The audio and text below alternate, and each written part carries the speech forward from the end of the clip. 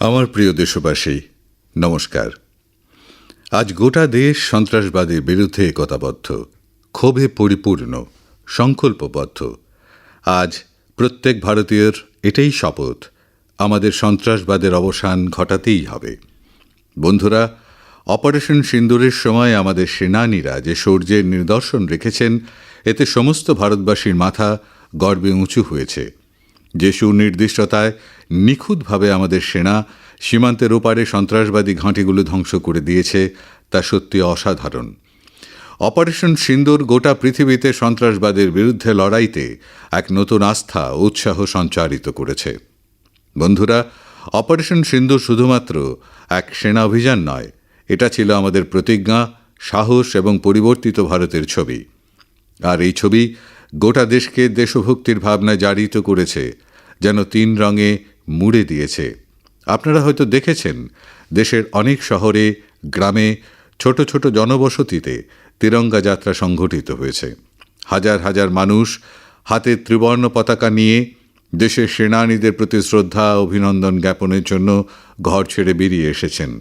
অনেক শহরেতে অসামরিক প্রতিরক্ষা স্বেচ্ছাসেবক হওয়ার জন্য ব্যাপক সংখ্যায় তরুণরা একত্রিত হয়েছেন। আর আমরা দেখেছি, চণ্ডীগড়ের ভিডিও তো ব্যাপক মাত্রায় ভাইরাল হয়ে গেছে। সামাজিক মাধ্যমে কবিতা লেখা হচ্ছিল, শপথের গান গাওয়া হচ্ছিল, ছোট ছোট ছেলেমেয়েরা ছবি আঁকছিল। তাতে অনেক বার্তা ছড়ানো ছিল। আমি মাত্র 3 দিন আগেই বিকানির গিয়েছিলাম। সেখানে ছোটরা আমাকে এরকমই একটি ছবি উপহার দিয়েছিল। অপারেশন সিন্দুর দেশের মানুষকে এতটাই প্রভাবিত করেছে যে অনেক পরিবার একে জীবনের অঙ্গ করে তুলেছে। বিহারের কাটিহারে, উত্তরপ্রদেশের কুশীনগরে, এরকমই দেশের আরও অনেক শহরে সে সময়ে জন্মানো শিশুর নাম সিন্দুর রাখা হয়েছে। বন্ধুরা, আমাদের সেনা জওয়ানেরা সন্ত্রাসবাদের ঘাঁটিগুলোকে ধ্বংস করেছেন। এটা ছিল তাঁদের অদম্য সাহসের প্রমাণ। আর এতে যুক্ত হয়েছিল ভারতে তৈরি অস্ত্রশস্ত্র, সামরিক উপকরণ এবং প্রযুক্তির শক্তি। এতে আত্মনির্ভর ভারতের সংকল্প ছিল। আমাদের ইঞ্জিনিয়ার, আমাদের প্রযুক্তিবিদ, প্রত্যেকের ঘাম এই জয়ে যুক্ত ছিল। এ অভিযানের পর গোটা দেশ ভোকাল ফর লোকাল, স্থানীয় উৎপাদনের জন্য সরবতার বিষয় নিয়ে এক নতুন শক্তি খুঁজে পাচ্ছে। অনেক কথা রীতিমতো মন ছুঁয়ে যাওয়ার মতো।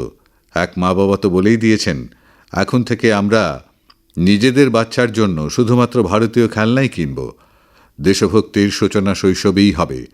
অনেক পরিবার তো এই শপথ নিয়ে ফেলেছেন, আমাদের পরবর্তী ছুটি কাটাবো নিজের দেশেরই কোনো সুন্দর জায়গাতে। অনেক তরুণ তরুণী তো ওয়েড ইন ইন্ডিয়া শপথ নিয়ে ফেলেছেন, তারা ভারতেই বিয়ে করবেন। কেউ তো এমনও বলেছেন, এখন থেকে যাই উপহার দেব সেটা কোনো ভারতীয় শিল্পীর তৈরি করা হবে। বন্ধুরা, এটাই হলো ভারতের সত্যিকারের সাধারণ মানুষের মনের সংযুক্তি, জন অংশীদারিত্ব। আমি আপনাদের সবাইকে আহ্বান জানাবো, আসুন এই সুযোগে আমরা এই প্রতিজ্ঞা করি, আমরা আমাদের জীবনে যেভাবে যেভাবে সম্ভব হোক দেশে তৈরি সামগ্রীকেই অগ্রাধিকার দেব। এটা ঠিক শুধুমাত্র স্বনির্ভরতার কথা নয়, এটা হলো দেশ গঠনে অংশীদারিত্বের ভাবনা। আমাদের একটি পদক্ষেপ ভারতের অগ্রগতিতে অনেক বড় অবদান রাখতে পারবে। বন্ধুরা, বাসে করে কোথাও যাতায়াত খুবই সাধারণ বিষয়, কিন্তু আমি আপনাদের এমন এক গ্রামের বিষয়ে বলতে চাইছি, যেখানে প্রথমবার একটি বাস পৌঁছল। সেদিনটার জন্য সেখানকার মানুষ অনেক বছর ধরে অপেক্ষা করেছিলেন। আর যখন গ্রামে প্রথমবার বাস পৌঁছল, তাও সেখানকার মানুষ ঢোল নাগাড়া বাজিয়ে একে স্বাগত জানালেন। বাসকে দেখে সেখানকার মানুষের খুশির কোনো ঠিক ঠিকানা ছিল না। গ্রামে পাকা সড়ক ছিল, সাধারণ মানুষের প্রয়োজন ছিল, কিন্তু এর আগে কখনো সেখানে বাস চলেনি। কেন না, এই গ্রামটা মাওবাদী হিংসার প্রভাবে জর্জরিত ছিল। এই জায়গাটা হচ্ছে মহারাষ্ট্রের গড়চিরৌলি জেলায়। গ্রামটির নাম কাটেঝাড়ি। কাটেঝাড়িতে আসা এই পরিবর্তন আশেপাশের এলাকাগুলিতেও বেশ অনুভব করা যাচ্ছে। এখানকার পরিবেশ খুব দ্রুত স্বাভাবিক হচ্ছে। মাওবাদীদের বিরুদ্ধে সমবেত লড়াইয়ের ফলে এখন এরকম অনেক জায়গাতেই বুনিয়াদী সুবিধা পৌঁছে যাচ্ছে। গ্রামের মানুষ বলছেন, বাস আসার ফলে তাদের জীবনযাপন এখন অনেক সহজ হয়ে যাবে।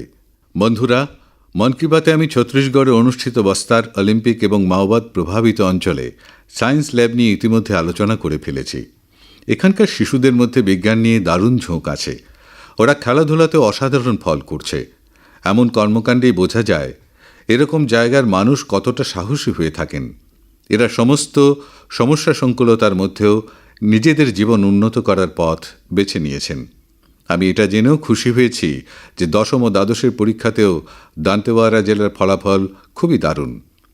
প্রায় ৯৫% ফলাফল নিয়ে এই জেলা দশমের পরীক্ষাতে শীর্ষস্থান দখল করেছে। একইভাবে দ্বাদশের পরীক্ষাতেও এই জেলা গোটা ছত্তিশগড়ে ষষ্ঠ স্থান দখল করেছে। ভাবুন যে দান্তেওয়াড়া একসময় চরম মাওবাদী সমস্যাতে জর্জরিত ছিল, সেখানে আজ শিক্ষার বিজয় পতাকা উঠছে। এরকম পরিবর্তন আমাদের সবাইকে গর্বে পরিপূর্ণ করে তোলে। আমার প্রিয় দেশবাসী, আমি এখন লায়ন বা সিংহদের নিয়ে একটা খুব ভালো খবর আপনাদের দিতে চাই। বিগত মাত্র ৫ বছরেই গুজরাটের গির অরণ্যে সিংহদের সংখ্যা বেড়ে ৬৭৪ থেকে ৮৯১ হয়ে গেছে। 674 থেকে 891। সিংহশুমারিতে উঠে আসা সিংহদের এই সংখ্যাটা যথেষ্ট উৎসাহব্যঞ্জক। বন্ধুরা, আপনাদের মধ্যে অনেকেই হয়তো এটা জানতে চাইছেন আসলে এই প্রাণী শুমারি কিভাবে হয়ে থাকে। এই কাজটা খুবই সমস্যা সংকুলতায় পরিপূর্ণ। এটা জেনে অবাক হয়ে যাবেন, এই সিংহ শুমারি ১১টি জেলায় ৩৫,০০০ বর্গ কিলোমিটার জুড়ে করা হয়েছিল। সিংহ গণনার জন্য বিভিন্ন দল রাউন্ড দ্য ক্লক মানে ২৪ ঘণ্টায় এই এলাকাগুলিতে নজরদারি চালিয়েছে। এই গোটা অভিযান যাচাই এবং পুনর্যাচাই দুটোই হয়েছে। এর ফলে খুবই নিখুঁতভাবে সিংহদের গণনার কাজ সম্পূর্ণ হয়েছে। বন্ধুরা, এশিয়াটিক লায়ন বা এশিয়ার সিংহদের সংখ্যা বেড়ে যাওয়া এটাই দেখাচ্ছে সমাজে যখন মালিকানা বা নিজত্বের ভাবনা শক্তিশালী হয় তাতে কি দারুণ ফলাফল পাওয়া যায়।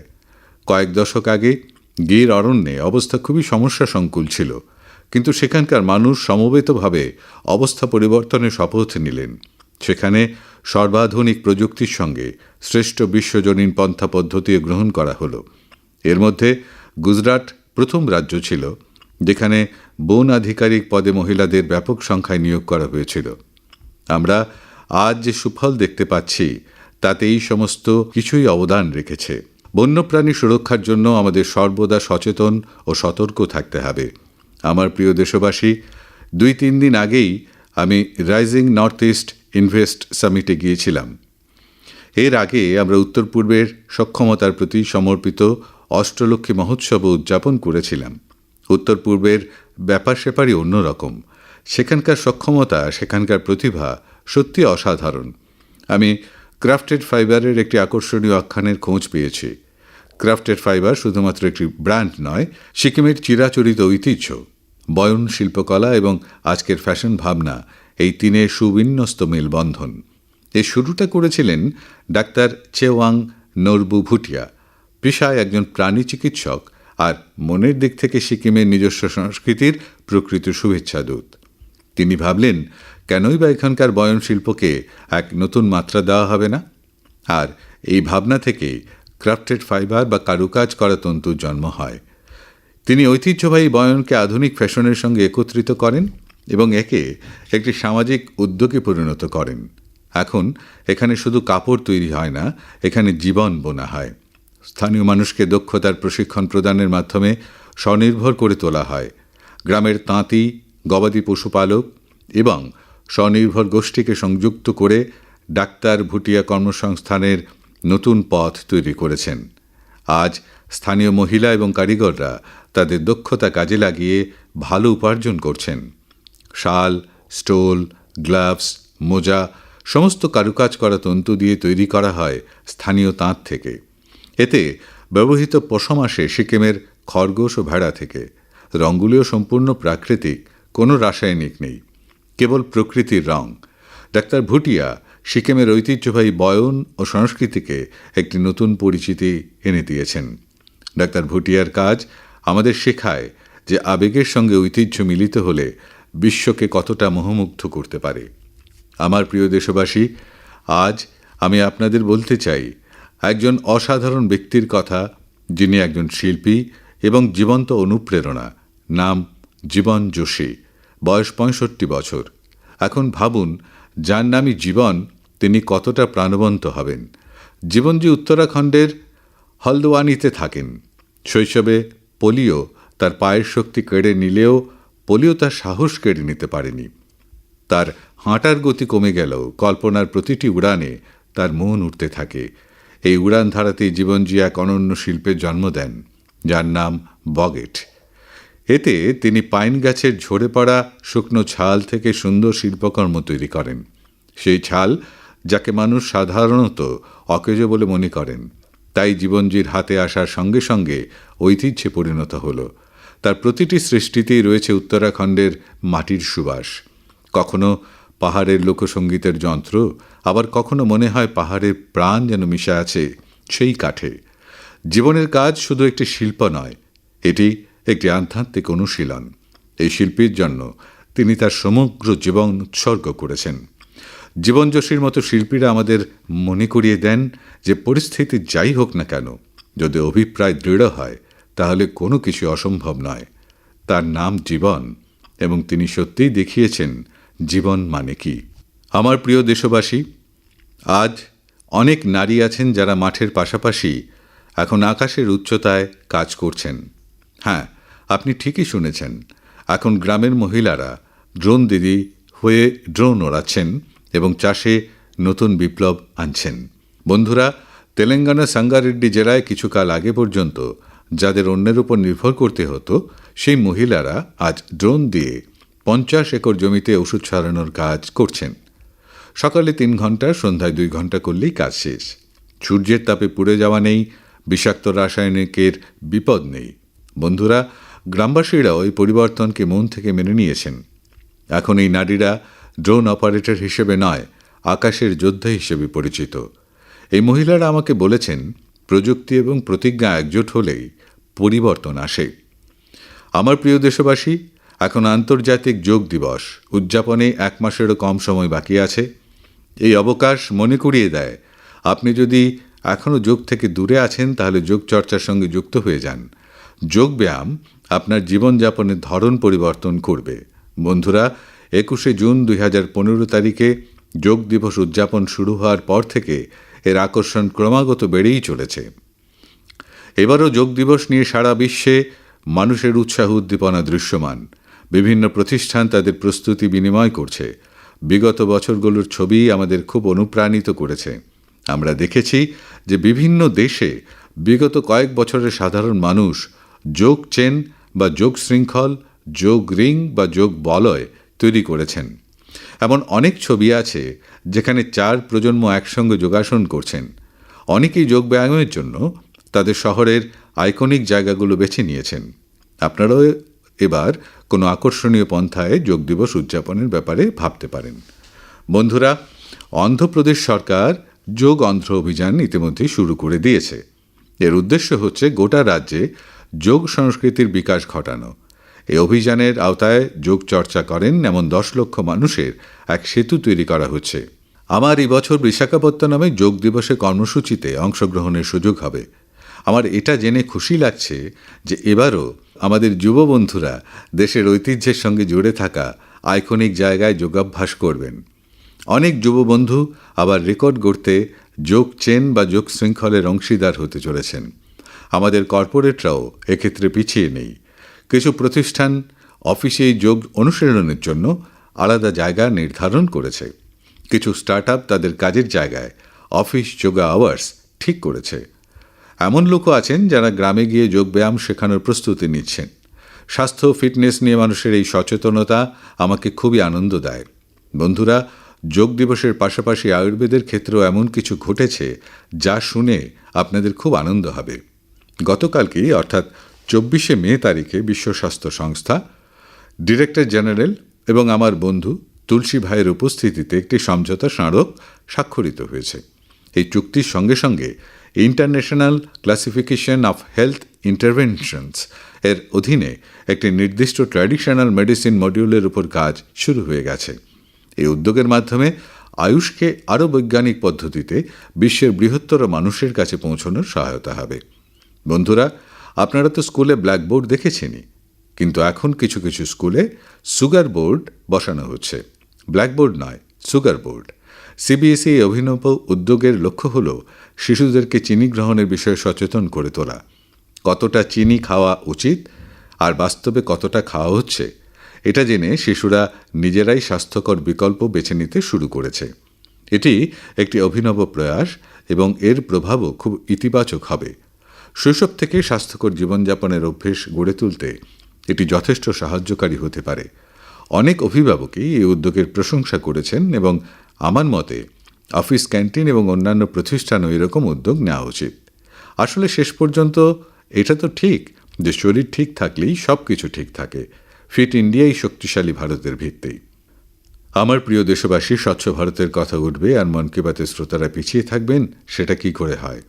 আমার পুরো বিশ্বাস আছে যে আপনারা প্রত্যেকে নিজেদের স্তরে এই অভিযানকে শক্তিশালী করে চলেছেন। কিন্তু আজ আমি আপনাদের এমন একটি উদাহরণের কথা বলতে চাই যেখানে পরিচ্ছন্নতার সংকল্প পর্বত সমান চ্যালেঞ্জকেও হার মানিয়ে দিয়েছে। ভাবুন তো, কেউ যদি তুষারাবৃত পাহাড়ে উঠছেন, যেখানে শ্বাস নেওয়া কঠিন, প্রতিটি পদক্ষেপে জীবন বিপন্ন, তারপরেও সেই মানুষটি সেখানে সাফাইয়ের কাজ নিয়ে ব্যস্ত। ঠিক এমনটাই করেছেন আমাদের আইটিবিপি টিমের সদস্যরা। এই দলটি মাউন্ট মাকালুর মতো বিশ্বের অন্যতম কঠিন শৃঙ্গ জয় করার উদ্দেশ্যে গিয়েছিল। কিন্তু বন্ধুগণ, তাঁরা শুধু পর্বতারোহণ করেননি, তাঁরা তাদের এই লক্ষ্যের সঙ্গেও আরও এক নতুন অভিযানকে যুক্ত করেছিলেন, স্বচ্ছতার অভিযান। পর্বত শৃঙ্গের কাছে পড়ে থাকা আবর্জনা সরানোর দায়িত্ব তারা নিজেদের কাঁধে তুলে নিয়েছিলেন। আপনারা ভাবুন, 150 কেজিরও বেশি নন বায়োডিগ্রেডেবল অর্থাৎ অপচনশীল বর্জ্য এই দলের সদস্যরা সঙ্গে করে নিচে নামিয়েছেন। এতটা উচ্চতায় সাফাইয়ের কাজ করা কোনো সহজ কাজ নয়, কিন্তু এর মাধ্যমে এটা স্পষ্ট হয়ে যায় যে যেখানে সংকল্প থাকে সেখানে পথ আপনা আপনি তৈরি হয়ে যায়। বন্ধুরা, এই প্রসঙ্গে আরেকটি গুরুত্বপূর্ণ বিষয় হল কাগজের অপচয় এবং পুনর্ব্যবহার। আমাদের বাড়িঘরে এবং দপ্তরে প্রতিদিন অনেক পরিমাণে কাগজের অপচয় হয়। হয়তো আমরা এটিকে সাধারণ বিষয় বলে ধরে নিই, কিন্তু আপনারা এটা জেনে অবাক হবেন যে আমাদের দেশের ল্যান্ডফিল বর্জ্যের প্রায় 1/4 কাগজ সংক্রান্ত। আজ প্রত্যেককেই এই বিষয়টি নিয়ে চিন্তাভাবনা করা প্রয়োজন। আমার এটা জেনে ভালো লেগেছে যে ভারতের অনেক স্টার্ট আপ এই ক্ষেত্রে দারুণ কাজ করেছে। বিশাখাপত্তনম, গুরুগ্রামের মতো অনেক শহরে বহু স্টার্ট আপ কাগজ পুনর্ব্যবহারের অভিনব পদ্ধতি গ্রহণ করেছে। কেউ রিসাইকেল করা কাগজ নিয়ে প্যাকেজিং বোর্ড তৈরি করছে, কেউ আবার ডিজিটাল পদ্ধতিতে সংবাদপত্র পুনর্ব্যবহারকে সহজ করে তুলেছে। মহারাষ্ট্রের জালনা শহরের মতো কিছু শহরে কিছু স্টার্ট আপ শতভাগে পুনর্ব্যবহৃত উপাদান নিয়ে প্যাকেজিং রোল এবং পেপার কোর তৈরি করেছে। আপনারা এটা জেনে অনুপ্রাণিত হবেন যে 1 টন কাগজে পুনর্ব্যবহার করলে 17টি গাছ কাটার হাত থেকে রক্ষা পায় এবং হাজার হাজার লিটার জল সঞ্চয় হয়। এখন ভাবুন তো, যেখানে পর্বত আরোহীরা এত কঠিন পরিস্থিতিও আবর্জনা ফিরিয়ে আনতে পারেন, সেখানে আমাদেরও উচিত ঘর বা দপ্তরে কাগজ আলাদা করে রেখে এর পুনর্ব্যবহারে নিজেদের অবদান রাখা। যখন দেশের প্রতিটি নাগরিক ভাববেন যে দেশের জন্য আমি ভালো কী করতে পারি, তখনই একসঙ্গে আমরা এক বড় পরিবর্তন আনতে পারব। বন্ধুগণ, গত কিছুদিন খেলো ইন্ডিয়া গেমসকে ঘিরে ব্যাপক উৎসাহ দেখা গেছে। খেলো ইন্ডিয়ার সময় বিহারের 5টি শহর এই প্রতিযোগিতার আয়োজক ছিল। সেখানে বিভিন্ন ক্যাটাগরির ম্যাচ অনুষ্ঠিত হয়েছে। সারা ভারত থেকে সেখানে 5,000-এরও বেশি অ্যাথলিট উপস্থিত হয়েছিলেন। এই অ্যাথলিটরা বিহারে খেলার প্রতি আগ্রহ, বিহারের মানুষদের কাছ থেকে পাওয়া আন্তরিকতা, এই সব কিছুর ভীষণ প্রশংসা করেছেন। বন্ধুগণ, বিহারের মাটির একটা আলাদা মাহাত্ম্য আছে। এই আয়োজনে এখানে অনেক অনন্য জিনিস হয়েছে। খেলো ইন্ডিয়া ইউথ গেমসের এটি ছিল প্রথম আয়োজন, যা অলিম্পিক চ্যানেলের মাধ্যমে সারা বিশ্বে সম্প্রচারিত হয়েছে। বিশ্বজুড়ে মানুষ আমাদের তরুণ খেলোয়াড়দের প্রতিভা দেখেছেন এবং এর প্রশংসা করেছেন। আমি সব পদকজয়ীদের অভিনন্দন জানাই, বিশেষ করে শীর্ষ 3 বিজয়ী মহারাষ্ট্র, হরিয়ানা ও রাজস্থানকে অভিনন্দন জানাই। বন্ধুগণ, এবারে খেলো ইন্ডিয়াতে মোট 26টি রেকর্ড তৈরি হয়েছে। ওয়েট লিফটিং প্রতিযোগিতা মহারাষ্ট্রের অস্মিতা ধোনে, উড়িষ্যার হর্ষবর্ধন সাহু এবং উত্তরপ্রদেশের তুষার চৌধুরীর অসাধারণ পারফরমেন্স সবার মন জয় করে নিয়েছে। একই সঙ্গে মহারাষ্ট্রের সাইরাজ পরদেশি তো 3টে রেকর্ড একসাথে করে ফেলেছেন। অ্যাথলেটিক্সে উত্তরপ্রদেশের কাদির খান ও শেখ জিশান এবং রাজস্থানের হংসরাজ দারুণ পারফর্ম করেছেন। এবার বিহারও 36টি মেডেল নিজের নামে করেছে। বন্ধুরা, যে খেলে সেই বিকশিত হয়। তরুণ ক্রীড়া প্রতিভার জন্য টুর্নামেন্টের আলাদা গুরুত্ব রয়েছে। এই ধরনের আয়োজন ভারতের ক্রীড়াক্ষেত্রের ভবিষ্যৎকে আরও উজ্জ্বল করবে। আমার প্রিয় দেশবাসী, 20শে মে পালিত হয়েছে ওয়ার্ল্ড বি ডে, অর্থাৎ এমন একটি দিন যা আমাদের মনে করিয়ে দেয় যে মধু শুধুমাত্র মিষ্টতা নয়, বরং স্বাস্থ্য, স্বরোজগার ও আত্মনির্ভরতার এক উজ্জ্বল উদাহরণও বটে। গত 11 বছরে ভারতে মৌচাষে এক প্রকার সুইট রেভলিউশন হয়েছে। আজ থেকে 10-11 বছর আগে ভারতে বছরে মধু উৎপাদন ছিল প্রায় 70-75 হাজার মেট্রিক টন। আজ তা বেড়ে গিয়ে প্রায় 1.5 লাখ মেট্রিক টনের কাছাকাছি হয়ে গিয়েছে, অর্থাৎ মধু উৎপাদনে প্রায় 7% বৃদ্ধি হয়েছে। আমরা এখন মধু উৎপাদন ও রফতানিতে বিশ্বের অগ্রণী দেশগুলোর মধ্যে একটিতে পরিণত হয়েছি। বন্ধুগণ, এই ইতিবাচক পরিবর্তনের পেছনে জাতীয় মৌচাষ এবং মধু মিশনের বিশেষ ভূমিকা রয়েছে। এই প্রকল্পের অধীনে মৌচাষে যুক্ত হাজার হাজার কৃষককে প্রশিক্ষণ দেওয়া হয়েছে, সরঞ্জাম দেওয়া হয়েছে এবং বাজার পর্যন্ত তাদের সরাসরি সংযোগও তৈরি করে দেওয়া হয়েছে। বন্ধুগণ, এই পরিবর্তন শুধু পরিসংখ্যানেই সীমাবদ্ধ নয়, গ্রামীণ বাস্তব ক্ষেত্রে এর প্রভাব স্পষ্ট দেখা যাচ্ছে। ছত্তিশগড়ের কোরিয়া জেলায় একটি উদাহরণ উল্লেখযোগ্য। সেখানকার জনজাতি কৃষকেরা সোনহানি নামে এক বিশুদ্ধ জৈবিক মধুর ব্র্যান্ড তৈরি করেছেন। আজ সেই মধু GEM সহ বিভিন্ন অনলাইন পোর্টালে বিক্রি হচ্ছে, অর্থাৎ গ্রামের পরিশ্রম এখন বৈশ্বিক হয়ে উঠেছে। এরকমই এখন উত্তরপ্রদেশ, গুজরাট, জম্মু কাশ্মীর, পশ্চিমবঙ্গ এবং অরুণাচল প্রদেশে হাজার হাজার নারী ও যুবক মধু উদ্যোক্তা হয়ে উঠেছেন। বন্ধুরা, এখন আর শুধুমাত্র মধু উৎপাদনের পরিমাণই নয়, মধুর বিশুদ্ধতার দিকেও গুরুত্ব দেওয়া হচ্ছে। কিছু স্টার্টআপ এখন AI এবং ডিজিটাল প্রযুক্তির মাধ্যমে মধুর গুণগত মান যাচাই করছে। আপনি এরপর যখন মধু কিনবেন, তখন এরকম মধু উদ্যোক্তাদের তৈরি মধু একবার অবশ্যই যাচাই করে দেখবেন। চেষ্টা করুন স্থানীয় কোনো কৃষক বা মহিলা উদ্যোক্তার কাছ থেকে মধু কেনার, কারণ সেই প্রতিটি ফোঁটায় শুধু স্বাদই নয়, মিশে থাকে ভারতের পরিশ্রম ও আশার গল্প। মধুর এই মাধুর্য আত্মনির্ভর ভারতের স্বাদ। বন্ধুগণ, যখন আমরা মধুর সাথে যুক্ত দেশের উদ্যোগের কথা বলছি, তখন আমি আপনাদের আরেকটি উদ্যোগ সম্পর্কে জানাতে চাই। এটি আমাদের স্মরণ করিয়ে দেয় যে মৌমাছির সুরক্ষা শুধুমাত্র পরিবেশের জন্যই নয়, আমাদের কৃষির জন্য এবং ভবিষ্যৎ প্রজন্মের জন্য আমাদের দায়িত্ব। এখানে একটি উদাহরণ হলো পুনে শহরের, যেখানে একটি হাউজিং সোসাইটিতে মৌমাছিদের একটি ছাতা সরিয়ে ফেলা হয়, সম্ভবত নিরাপত্তার কারণে বা ভয়ের জন্য। কিন্তু এই ঘটনাটি একজনের মনে চিন্তার জন্ম দেয়। অমিত নামের এক তরুণ সিদ্ধান্ত নেন মৌমাছিদের সরিয়ে নেওয়া নয়, তাদের রক্ষা করা উচিত। তিনি নিজে শিখলেন, মৌমাছিদের বিষয়ে খোঁজ নিলেন এবং অন্যদেরও যুক্ত করে শুরু করলেন। ধীরে ধীরে তিনি একটি দল গঠন করলেন, যার নাম রাখলেন বি ফ্রেন্ডস, অর্থাৎ মৌমাছি মিত্র। এখন এই মৌমাছি মিত্ররা মৌমাছিদের ছাতাগুলো এক স্থান থেকে অন্য স্থানে নিরাপদে স্থানান্তর করেন, যাতে লোকজনের কোনো ক্ষতি না হয় এবং মৌমাছিরাও বেঁচে থাকতে পারে। অমিতজির এই প্রচেষ্টার ফলাফলও খুবই প্রশংসনীয় হয়েছে। মৌমাছিদের কলোনি রক্ষা পাচ্ছে, মধু উৎপাদন বৃদ্ধি পাচ্ছে এবং সবচেয়ে গুরুত্বপূর্ণ হল যে মানুষের মধ্যে সচেতনতাও বৃদ্ধি পাচ্ছে। এই উদ্যোগ আমাদেরকে শেখায় যে যখন আমরা প্রকৃতির সঙ্গে মিলেমিশে কাজ করি, তখন লাভ সবারই হয়। আমার প্রিয় দেশবাসী, মন কি বাতের এই পর্বে এবার এইটুকুই। আপনারা এইভাবেই দেশের মানুষের সাফল্য ও সমাজের জন্য তাদের প্রচেষ্টাগুলো আমাকে পাঠাতে থাকুন। মন কি বাতের পরবর্তী পর্বে আবার দেখা হবে। কয়েকটি নতুন বিষয় এবং দেশবাসীর নতুন অর্জন নিয়ে আলোচনা করব। আমি আপনাদের বার্তার অপেক্ষায় থাকব। আপনাদের সবাইকে অনেক অনেক ধন্যবাদ। নমস্কার।